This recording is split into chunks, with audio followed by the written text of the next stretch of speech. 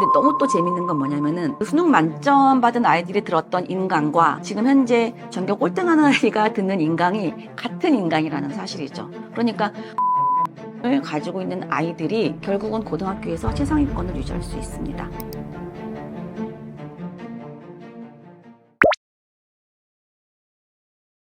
이 학교 선택이 지금 고등학교 선택을 말씀하시는 것 같은데, 고등학교 선택이 아이의 평생 인생을 좌우한다고 저는 전혀 생각하지 않습니다. 조금 인생에 영향을 미치는 거는 대학교 정도면 조금 영향을 미치는 요소가 될 수는 있겠지만, 고등학교는 인생을 좌우할 정도로 되게 영향력을 가지고 있지는 않습니다. 전문가들이 이런 말씀들 많이 하세요. 뭐 특목 자사고는 가급적이면 뭐 보내는 게 좋다. 뭐 이런 경우는 안 보내는 게 좋다. 맞는 말입니다. 그리고 또 이런 말씀도 하시죠. 학생 수가 너무 적은 학교는 보내지 마라. 왜? 내신 등급 나오기가 힘드니까. 예, 그것도 맞는 말일 수 있어요. 거리가 먼 학교 보내지 마라. 당연하죠. 막 엄청 먼 거리를, 먼 학교를 그렇게 보내면서 아예 시간과 체력을 낭비할 필요는 없죠. 신설학교는 또 보내지 마라. 이런 말도 있거든요. 그것도 일부 맞는 말일 수 있어요. 신설학교는 아무래도 아직은 교육 그런 커리큘럼이 조금 정착되지 못하거나 입시 결과가 아직 나와 있는 게 없다 보니까 어떻게 될지 모르죠. 그래서 그런 말들이 틀린 말은 아니긴 해요. 저도 그렇게 생각합니다. 하지만 이제 그 학교에 갔다고 해서 내 아이의 뭐 인생이 크게 좌우가 된다고 생각하지는 않는다라는 뜻입니다. 다만 이제 몇 가지 짚어볼 수 있는 거는 특목 자사고에 대해서 좀 얘기를 하자면, 아이가 성적이 이제 중위권을 넘어서서 상위권이 됐을 때 내 아이가 성적이 좀 잘 나온다면 대부분 특목고를 좀 보내봐야 되겠다라는 생각을 하시죠. 저는 개인적으로 아이가 특목고든 자사고든 갈 수만 있다면 가는 게 좋다고 저는 생각을 합니다. 왜냐하면 그 이유는 일단 거기에 온 아이들은 어쨌든 학습 성취도가 좀 높은 아이들이 와 있다 보니까 아무래도 조금은 성실하다거나 조금은 좀 책임감을 가지고 자기 시간 관리를 하는 학생들이 이제 비교적 더 있을 수 있죠. 그런 측면에서도 그렇고, 또 대학 입시의 관점에서 또 본다면 아무래도 특목 자사고 같은 경우에는 대학 입시에 조금 더 적합한 교육 과정들로 구성된 경우가 상대적으로 일반고에 비해서는 있다 보니까 대학 입시에서 유리한 면이 있다라고 생각을 해요. 그러니까 갈 수만 있다면 특목 자사고는 가는 게 좋다라고 생각을 해요. 하지만 이 아이는 가면 안 될 것 같은데, 걱정되는데, 성적이 좋고 공부를 잘 함에도 불구하고 이 아이는 좀 안 갔으면 좋겠다라고 생각하는 경우는 있죠. 어떤 경우냐면은 아이가 워낙에 유리할 멘탈을 가진 아이가 있어요. 공부는 잘하고 성적은 좋지만 굉장히 이제 멘탈이 약한 아이들, 어떤 실패에 대한 두려움이 굉장히 크고 어떤 실패에 대한 불안도도 굉장히 큰 아이들, 시험에 대한 압박감이 이제 큰 아이들. 그런 아이들은 굉장히 위험하죠. 왜냐면은 중학교 2학년, 중학교 3학년 때는 학교 수업 열심히 듣고 복습 잘하고 성실하게 내가 시험 준비를 한다면 좋은 성적을 사실 갖는 게 그렇게 어렵진 않은 일이거든요. 근데 고등학교 가면 좀 얘기가 달라져요. 고등학교 가서는 그동안 내가 지난 몇 년 동안 쌓아왔던 학습 시간, 누적되어 온 학습량들과 어떤 그런 내공들이 이제 발현이 되는 그런 시기가 고등학생이기 때문에 정말 완벽하게 알지 않는다면 좋은 성적을 낼 수가 없는 곳이 고등학교예요. 중학교 때 내가 학원을 많이 다녀서 쉬지 않고 학원 숙제를 잘해서, 그래서 계속 문제풀이를 많이 하고 계속 암기를 잘해서 좋은 성적을 거뒀어요. 중학교 3학년까지는. 근데 그게 고등학교 가서 이제 안 먹힌단 말이죠. 그랬을 때에 특히나 이 아이가 특목고 자사고로 가게 된다면은 성적이 아마 하위권으로 곤두박질을 치게 되어 있거든요. 그거는 자연스러운 수순이에요. 특목 자사고에는 중학교 때 성적이 좋았던 아이들만 모여있기 때문에, 하지만 또 그 안에서도 어쨌든 성적은 서열화되어 있잖아요. 나는 중학교 때 성적이 상위권이었는데 고등학교 입학하자마자 바로 내가 지금 하위권의 위치에 딱 들어서는 순간 좌절합니다. 그리고 그 좌절에서 나올 수 있는 회복 탄력성도 없어요. 그러니까 아이들이 정말 아주 극심한 우울감에 빠질 수도 있고요. 아주 무기력해질 수 있고요. 그리고 이제 박탈감을 느끼죠. 어떤 박탈감? 정말 잘하는 아이들을 보면서, 쟤네들은 내가 범접할 수 없는 아이들이구나 라고 아이들이 느끼는 거예요. 아는 거예요. 나는 쟤네들을 어떻게도 이길 수 없구나 라는 것을 감지하는 순간, 그것이 사실이든 사실이 아니든 그렇게 느끼는 순간, 다시 말해서 그런 아이들을 보면서 상대적으로 자기 효능감이 확 없어지는 거죠. 그런 아이들은 사실은 회복하기가 많이 힘들어요. 그래서 그런 친구들은 좀 특목고 자사고를 가지 않는 것이 좋은 선택일 수 있습니다. 그리고 이제 아까 말한 것처럼 일반적인 얘기들은 있어요. 저도 그 말에 동의를 한다고 말씀을 드렸고, 학생 수가 적은 곳 피하고, 너무 거리가 먼 곳을 피하고, 뭐 신설학교는 피하고, 뭐 어떤 경우에는 여고를 피해라 하는 경우도 있어요. 또 어떤 경우는 뭐 남녀공학을 피해라 하는 경우도 있어요. 그 이유는 각자 약간 다르긴 하지만, 여고 같은 경우는 남학생들보다는, 그러니까 남고보다는 여고 아이들이 굉장히 꼼꼼하고 열심히 하기 때문에 내신 등급 따기가 상대적으로 조금 더 어렵다라는 말들도 있기 때문에 그런 것들이 어느 정도 영향을 미치는 것은 사실이긴 합니다. 네, 영향을 미치는 건 사실이지만 그 영향이 저는 10%? 많아야 20%? 미만이라고 저는 생각을 해요. 사실 대부분 그 학생의 고등학교 생활이나 학업 성적을 좌지우지하는 것은 결국 그 아이가 그동안 키워온 그 아이가 가지고 있는 학습에 대한 태도, 역량, 공부 습관, 무엇보다도 혼자 공부할 수 있는 힘, 혼공력을 얼마나 가지고 있느냐. 그것에 따라서 아이의 성적이 좌지우지 되는 것이지 그 몇 가지의 영향 때문에 크게 좌지우지 된다고 생각하지는 않습니다. 그런 준비를 고등학교 가기 전에 잘 해놔야 역대급으로 성과를 낼 수가 있습니다. 고등학교에서 최상위권을 유지하고 있는 학생들의 특징은 앞서 여러 번 언급했지만 부모님하고 사이가 좋은 아이들이, 그리고 스마트폰에 큰 관심을 갖고 있지 않은 아이들, 그리고 메타인지가 좋거나 또 자기 효능감이 좋은 아이, 그리고 성격적으로 예민하지 않고 낙천적인 아이들, 긍정적인 아이들, 이게 공부를 잘하는 아이들의 공통적으로 가지고 있는 특징인데, 가장 중요한 거, 그러니까 성적에 관련된 가장 중요한 요소 한 가지는 바로 이 아이가 혼공력을 갖추고 있느냐 없느냐의 차이예요. 많은 학생들이 학원을 다니고 학원 숙제를 다 하고 나면은 나 이제 내가 해야 될 공부는 다 끝났다라고 생각하는 아이들이 실제로 대부분인데, 그런 아이들 중에서 최상위권을 유지하고 있는 아이는 제가 지금까지 본 적이 없습니다. 이거는 제 경험적으로나 아마 다 동의하실 이야기이긴 합니다만, 실질적으로 학원에 의존해서 좋은 성적 내는 아이 없어요. 그 해마다 수능이 끝나고 나면 수능 만점자 아이들 인터뷰하지 않습니까? 근데 참 재밌는 건 해마다 수능 만점 받은 아이들 인터뷰하는 걸 보면은 그 아이들이 서로 아는 아이들이 아니거든요. 그 아이들은 서로 각자 다른 지역에 흩어져서 살았으면서 서로 모르는 아이들인데, 그래서 서로 그 얘기를 서로 맞춰볼 시간도 없었을 텐데 다 똑같은 얘기를 하는 게 너무 재밌지 않습니까? 다 똑같은 얘기를 합니다. 학교 수업 중심으로 모르는 거는 인강을 들으면서 공부를 했다고 해요. 학원을 열심히 다녀서 수능 만점 받은 아이는 없더라고요. 근데 너무 또 재밌는 건 뭐냐면은 그 수능 만점 받은 아이들이 들었던 인강과 지금 현재 전교 꼴등하는 아이가 듣는 인강이 같은 인강이라는 사실이죠. 그러니까 어떻게 공부를 해야 조금 더 효율적으로 할 수 있는 것인지, 그리고 내가 혼자 공부를 할 때 어떻게 플랜을 세우고, 내가 수학은 이 오답을 어떻게 처리해야 되고, 내가 인강을 들을 때는 어떤 방법으로 해야 이게 효율적이고, 또 복습을 할 때에는 어떤 방법으로 해야 이게 효율이 날 수 있는지, 이런 공부 방법에 대한, 공부 습관에 대한 요소들을 정확하게 알고 혼자 공부하는 힘을 가지고 있는 아이들이 결국은 고등학교에서 최상위권을 유지할 수 있습니다. 좀 더 정확한 표현을 하자면은 내신으로 못 간다가 아니라 교과 성적만으로는 가기 어렵다라는 말이 조금 더 정확한 표현일 것입니다. 과거에는 국영수 과학 중심으로 학교 교과 성적이 내신 1등급이다 라고 하면은 좋은 대학을 갈 수 있었죠. 그리고 그때는 내신 등급이 9등급제였을 때 이야기이고요.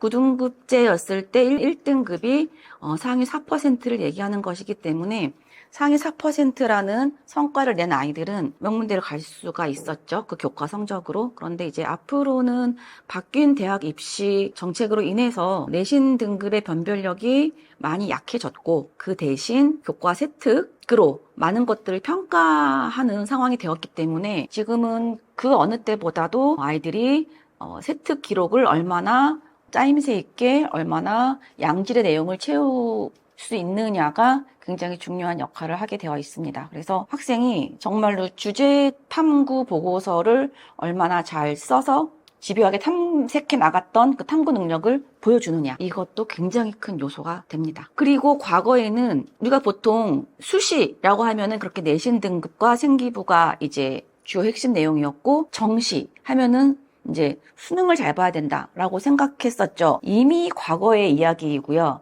이제 정시로 대학을 간다 하더라도 수능만 잘 봐서 가는 것은 이제 다 끝난 얘기고, 역시 정시로 대학을 간다 하더라도 생기부를 잘 관리하고 세특을 잘 챙겨야 갈 수 있습니다. 정시에서도 수능 보고 생기부 다 봅니다. 부모님들이 자녀의 행복과 성공을 위해서 이제 어렸을 때부터 많은 교육을 제공해주고 있죠. 굉장히 최선을 다해서 좋은 걸 주려고 노력을 하고 있는데, 부모님의 그런 바람과 상관없이 아이가 점점 이상해지고 점점 부모님들이 봤을 때 전혀 그 기대에 부응하지 못하는 상황들이 사실 더 많이 일어나고 있잖아요. 제가 하고 싶은 말이 뭐냐면요, 제발 좀 아이들이 하고 싶은 거를 편하게 말할 수 있고 선택할 수 있도록 뭔가 좀 여지를 좀 줘라라는 얘기를 좀 하고 싶은 거거든요. 아까 했던 얘기처럼 다 막 짜여져 있어요. 모든 것들이 내가 뭘 하고 싶은지도 모르고 선택해본 경험도 없고 결정된 대로만 해왔기 때문에 이때까지 뭐를 해야 된다고 하면 뭘 해서 뭘 될지도 모르고 모르겠어요. 그 모르겠어요라는 말을 정말 많이 듣고 있어요. 제가 심지어 뭘 하고 싶어? 모르겠어요. 뭐 좋아해? 모르겠어요. 그러니까 내가 뭘 좋아하는지도 모른다는 게 말이 돼요. 제가 만나고 있는 중고등학생 아이들의 이제 특징적인 요소들이 많이 있는데, 가장 제가 안타깝게 생각하는 거 한 가지를 꼽자면, 아이들의 입에서 모르겠어요 라는 대답이 굉장히 많이 나온다라는 점입니다. 너는 나중에 커서 어떤 일을 하고 싶어? 모르겠어요. 어떤 과목이 너한테는 조금 공부하기가 어려워? 다요. 네가 관심 있는 진로는 어떤 거야? 모르겠어. 네가 좋아하는 거는 뭐야? 모르겠어요. 네가 만약에 공부가 아니라 뭔가 취미생활을 한다면 넌 어떤 거를 하고 싶어? 모르겠어요. 어떤 질문을 하더라도 모르겠어요라는 많이 하고 있어요. 그러니까 뭐예요? 생각이 없는 거거든요. 내가 뭘 좋아하는지도 모르겠고 뭘 잘하는지 당연히 모르겠고, 정말로 아이들이 아무 생각이 없구나. 그런 게 요즘 10대 아이들의 굉장히 큰 안타까운 현실이 아닌가라는 생각을 참 많이 하는데, 그렇게 되기까지 과연 이 아이가 어렸을 때부터 지금 10년, 15년을 살아오면서 어떤 교육, 그러니까 부모님으로부터 어떤 교육을 받았길래 이 아이는 처음부터 끝까지 온통 모르겠어요라는 말을 하는 아이들이 많을까를 저는 이제 생각을 하게 되고요. 그런 아이들의 특징은, 그런 아이의 어머님들의 특징은 아이의 모든 시간을 다 엄마의 계획대로 다 잘게 이미 계획이 되어져 있다라는 거고, 그게 언제부터? 아주 어렸을 때부터 지금까지. 정말로 우스운 소리로 요즘에 대학생들 수강 신청할 때도 엄마가 와서 해준다라는 말이 있잖아요. 그리고 대학생들이 알바할 때, 아니죠, 대학교 졸업하고 직장을 들어갔는데도 내 아이가 신입사원인데 아파서 결근할 때 엄마가 전화해서 사장님한테 우리 애 오늘 아파서 못 간다고 엄마가 또 말해준다고 하잖아요. 이렇게 아이의 모든 것들에 대해서 엄마가 계획하고 엄마의 플랜대로 아이를 정말로 이렇게 끌고 가는 경우가 바로 그런 결과를 만드는 것 같습니다. 그래서 부모님들이 내 아이의 성공과 행복을 위해서 모든 것을 투자하고 있는데, 무엇이 내 아이를 정말로 망치고 있는지를 진지하게 한번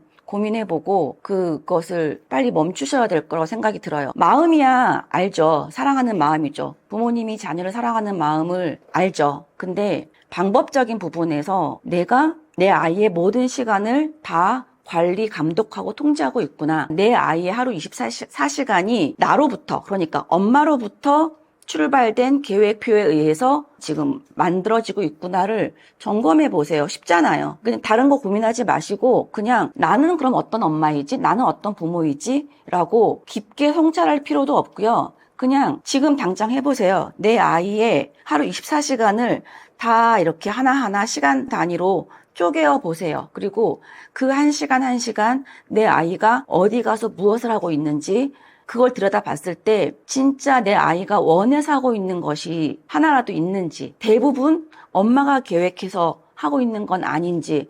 그러면 이렇게 말씀하실까요? 당연하죠. 내 아이가 아직 어린데 부모로서 내 아이가 아직 어리니까 그런 것들을 가이드하고 하는 게 부모의 역할 아닌가요? 라고 말씀하실진 모르겠지만 적당한 수준에서 내가 내 아이에게 선택할 수 있고 부모님이 원하지 않아도 엄마가 원하지 않아도 내 아이가 원한다면 최소한 한 가지 두 가지 정도는 그 아이가 그 시간을 온전히 쓸 수 있도록 허용해 주는 것부터 한번 점검해 보셨으면 좋겠어요. 만약에 내 아이의 시간표를 보니 다 내가 결정하고 계획한 거구나 라고 한다면 이건 조금 빨간 신호등이 아닐까라고 생각하셔도 괜찮을 것 같습니다.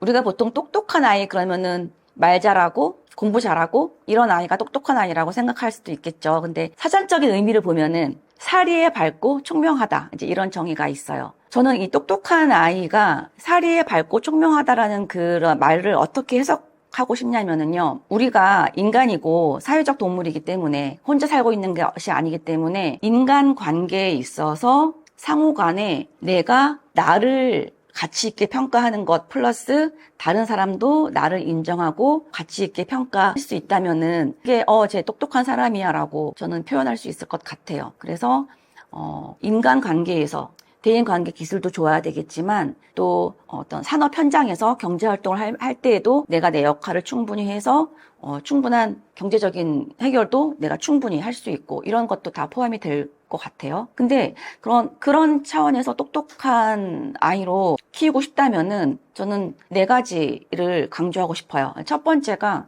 메타인지가 좋아야 됩니다.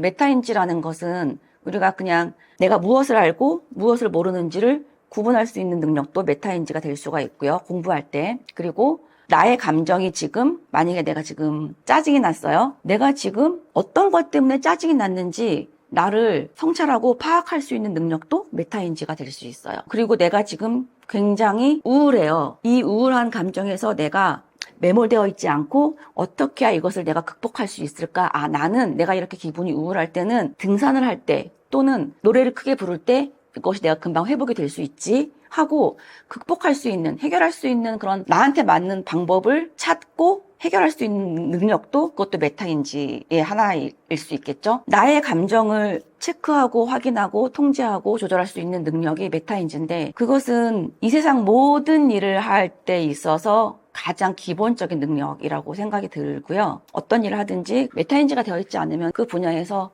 성공할 수는 없다라고 생각이 듭니다. 그래서 첫 번째가 메타인지를 높이는 게 중요하죠. 그러면 메타인지를 높이기 위해서는 부모가 아이가 어렸을 때 어떻게 해줘야 될까요? 아이가 자기 스스로 자기의 생각과 느낌을 파악할 수 있어야 되잖아요. 그렇기 때문에 그렇게 내 아이가 자기의 감정과 생각을 스스로 느끼거나 파악해서 말로 표현할 수 있는 경험을 계속 제공해줘야 되겠죠. 그러려면은 부모님이 아이랑 대화할 때에 부모님부터 솔직하게 얘기를 할 수 있어야 돼요. 엄마가 네가 지금 그렇게 행동을 해서 엄마가 너무 기쁘고 뿌듯해. 네가 자랑스러워. 라는 말도 할 수 있어야 되고 그 반대적인 것도요. 내가 가끔 속상할 때 네가 이렇게 행동을 해서 엄마는 이런 게 염려가 되고 그래서 엄마는 많이 지금 속상해 라는 것도 말로 언어적인 표현을 구체적으로 아이가 엄마의 표정을 보면서 눈치 보게 만들지 말고 정확하게 언어로 구사를 해서 엄마가 지금 이런 감정이구나 내가 이렇게 했더니 기뻐하시는구나 이런 것들을 아이가 인지할 수 있게끔 언어적인 표현을 정확하게 해주는 것도 그래서 그렇게 정성스럽게 아이와 대화를 하는 것도 도움이 될 수 있어요.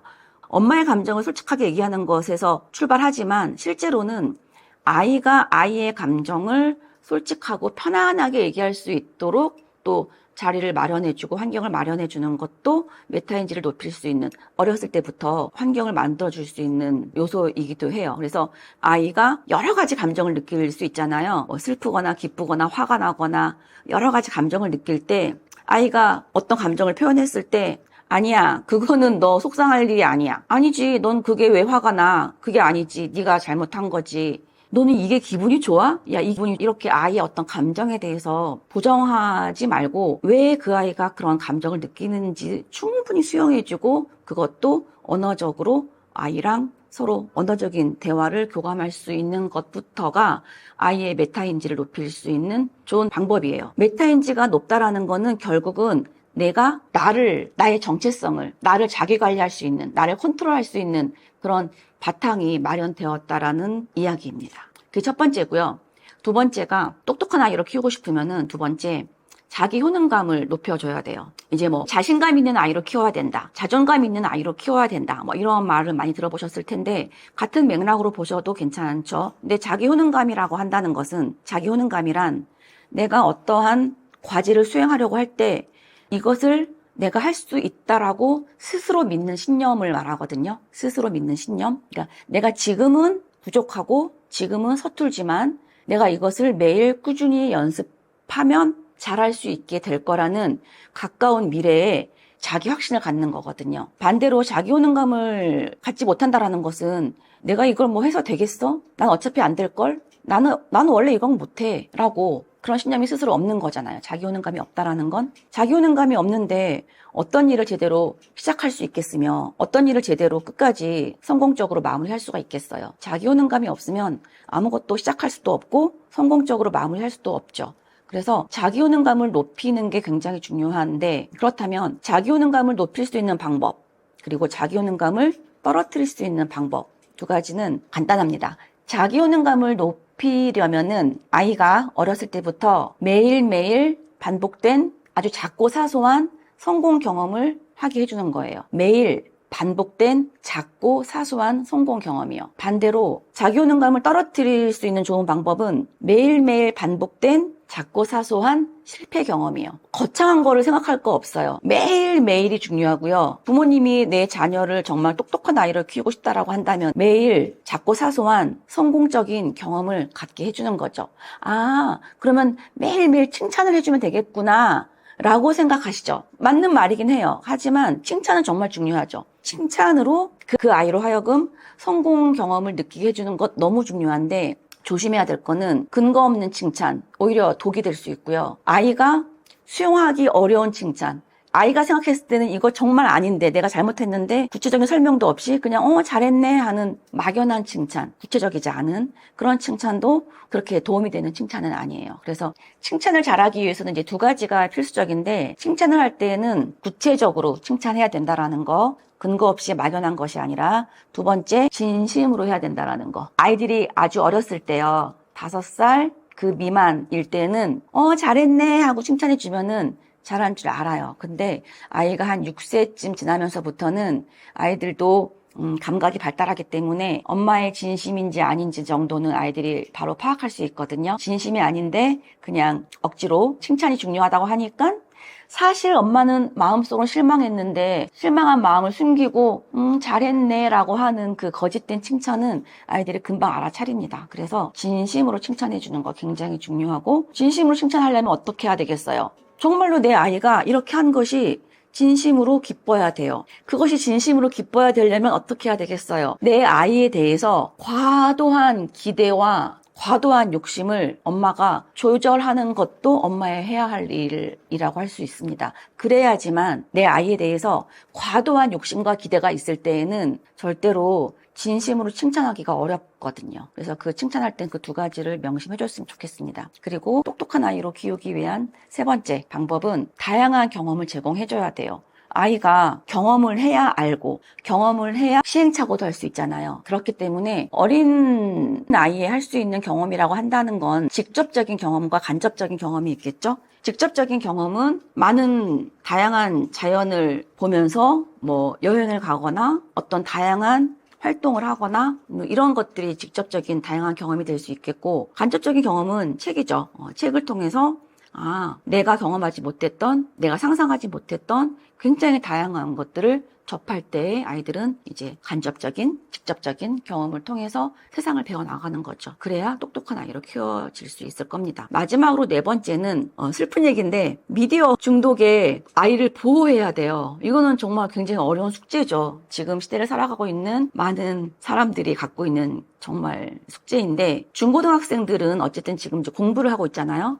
학업 성취를 이루어내야 하는 그 중고등학생들에게 가장 방해가 되는 것은 그 무엇도 아닌 스마트폰이거든요. 그 스마트폰으로 인해서 정말 많은 시간들이 죽어나가고 있죠. 그래서 뇌과학적으로도 그렇고 아이들의 시간 관리하는 측면에서도 그렇고 아이들의 성격적인 것들을 굉장히 위협하는 면으로도 그렇고 스마트폰은 사실은 굉장히 아이들한테 유해한 요소가 되는 부분이 많아요. 그렇다고 해서 그렇다면 내 아이는 스마트폰을 절대 쥐어주지 말아야겠다 할 수도 없는 거잖아요. 그래서 내 아이가 너무 어렸을 때부터 요즘에는 뭐 6세, 7세 아이들도 스마트폰을 갖고 있는 아이를 제가 가끔 본 적이 있지만 그거는 굉장히 잘못하고 있다고 생각이 들어요. 뭐 언제부터라고 말을 할 수는 없어요. 하지만 최대한 그 시기는 늦춰졌으면 좋겠고 그리고 여기서 중요한 건 스마트폰을 주지 마세요가 아니라 내 아이가 스마트폰의 위험 요소를 파악하고 인지해서 이것이 나한테 어떠한 마이너스적인 내가 이 스마트폰을 잘못 사용했을 때에 어떠한 위험이 있구나라는 것을 아이가 인지해서 그것을 잘 관리하고 컨트롤하고 통제할 수 있는 능력을 아까 처음에 얘기한 거 있죠. 메타인지. 메타인지가 잘 되는 아이들은 스마트폰도 잘 관리할 수 있습니다. 통제하는 힘이 있거든요. 다 이게 연결되어 있는 건데 제가 지금까지 만나본 성적 상위 5% 안에 들어가는 중고생 아이들은 무조건 예외 없이 스마트폰에 관심이 없습니다. 별로 없습니다. 그래서 메타인지 높이고 자기 효능감 높이고 다양한 경험을 제공하고 미디어 중독에서 아이를 보호하는 것. 이 네 가지가 아이가 어렸을 때부터 10세 이전에 부모님이 해줄 수 있는 최고의 좋은 방법이라고 말씀드리고 싶습니다.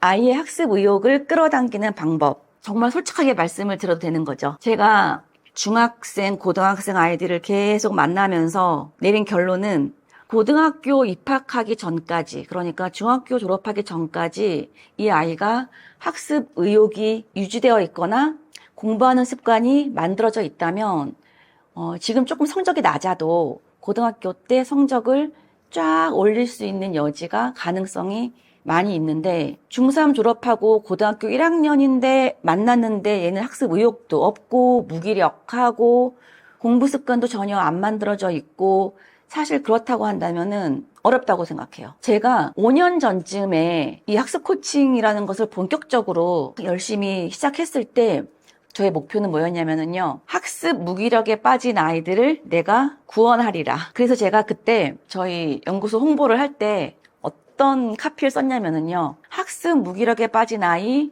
오세요. 학습 무기력에 빠진 아이 제가 도와드릴게요. 제가 동기부여 시켜줄게요. 그래서 공부 다시 할 수 있도록 만들어줄게요. 라고 사실 그때 굉장히 제가 자신 있게 얘기를 했었죠. 근데 그게 되는 아이가 없는 건 아니에요. 있기는 있어요.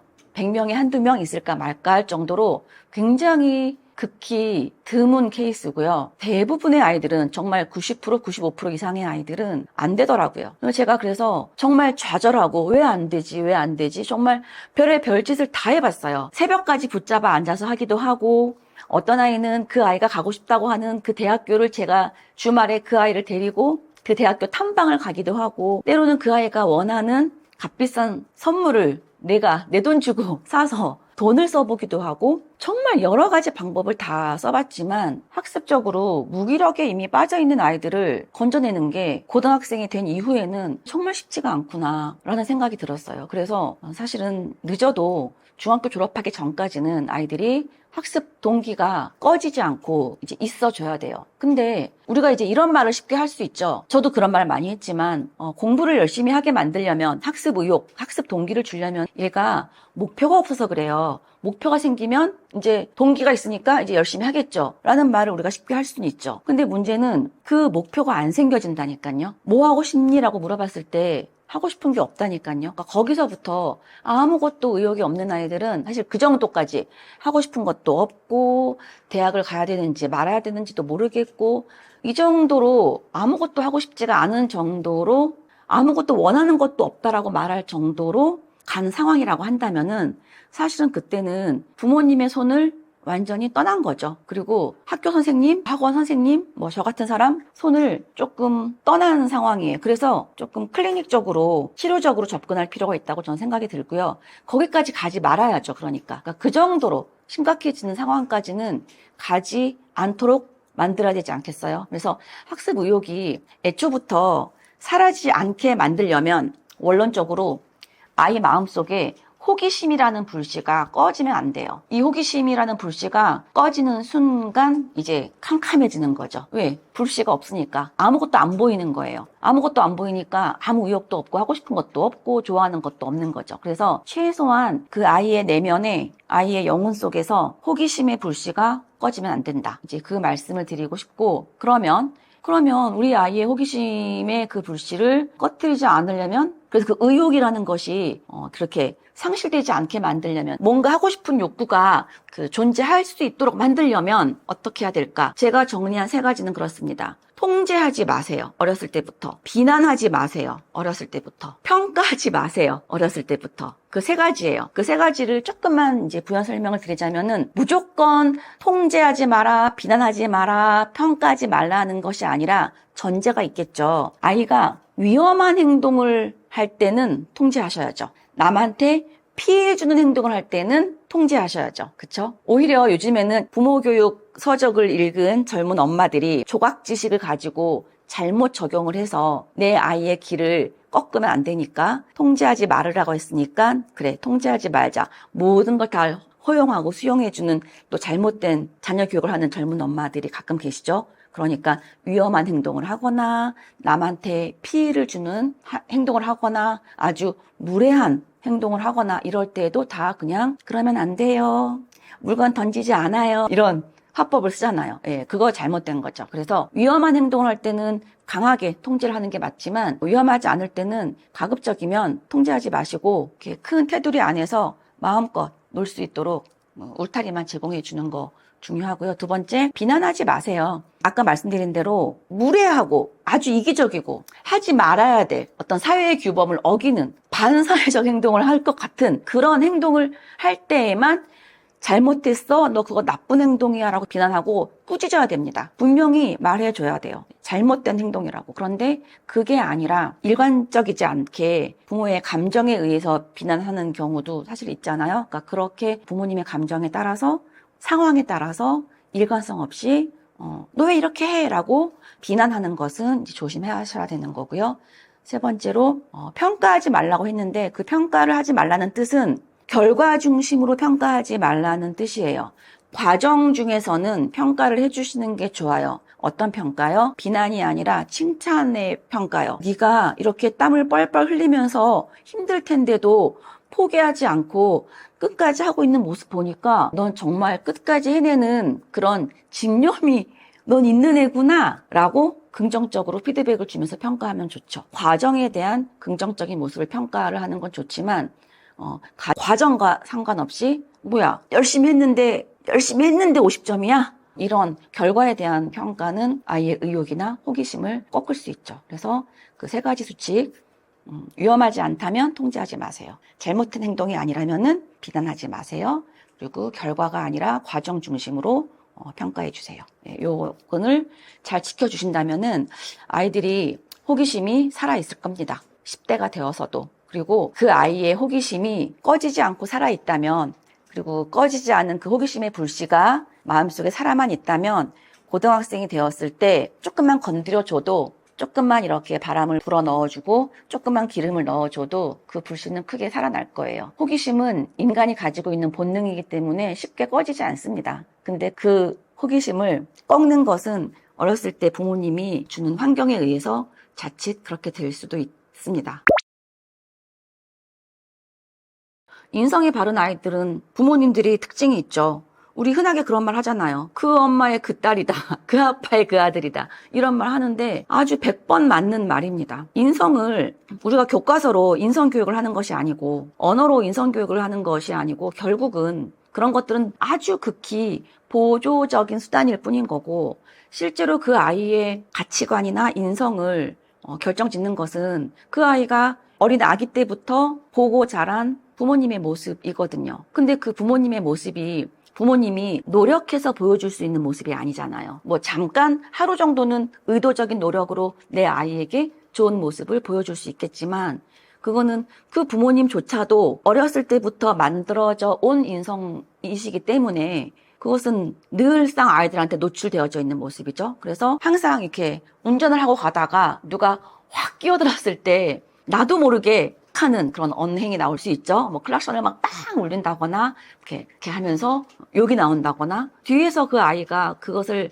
평생 한 번만 받겠어요? 매번 운전할 때마다 자주 보는 행동이겠죠. 엘리베이터 안에서도 마찬가지죠. 누가 실수로 나한테 뭔가를 묻혔을 때나 뭐 내 발을 밟았을 때나 뭔가 사소한 실수를 했을 때 의도적으로 날 공격한 게 아니라면 그냥 그럴 수 있지라고 좀 너그럽게 상대방 입장에서 좀 이해해주고 이렇게 너그럽게 대하는 모습을 그 아이가 한두 번 보겠어요? 평생을 보고 있는 모습이죠. 만약에 부모님과 아이가 어떤 사소한 약속을 했을 때 그 약속을 꼭 지킬 수 있도록 당연히 최선을 다해야겠죠. 책임감 있는 행동이죠. 약속을 지킨다라는 건. 아이하고의 약속을 좀 쉽게 생각하는 경향이 사실 있어요, 우리 부모님들이. 사회적으로 비즈니스 하면서 하게 되는 약속은 우리가 다이어리에 일정표에 메모해 놓고 꼭 지키잖아요. 근데 그거에 비해서 상대적으로 내 아이와 한 약속은 조금 우선순위에서 이제 밀리는 경우가 있는데, 그러지 않도록 최선을 다해야겠지만